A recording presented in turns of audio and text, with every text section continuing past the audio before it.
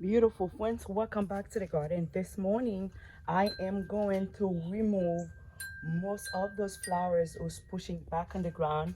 I'm going to transfer them to my friend house because I have too many plants here. Because I'm gonna have the photographer to come here take pictures of the house. I mean, I need to make sure the backyard have less fruit trees or less flowers will keep coming back and this garden. I'm going to go ahead and remove all of those flowers, and then I'm going to try to keep it a little bit neat and beautiful. I'm going to remove all of those ones. Oh, it's a lot of them. I'm going to do this morning. I'm gonna leave that banana plant. Every time I remove this banana plant, guys, she's going back like crazy. Yes, that's my plan this morning before the sun get hot and remove stuff from the ground. Thank you, friends.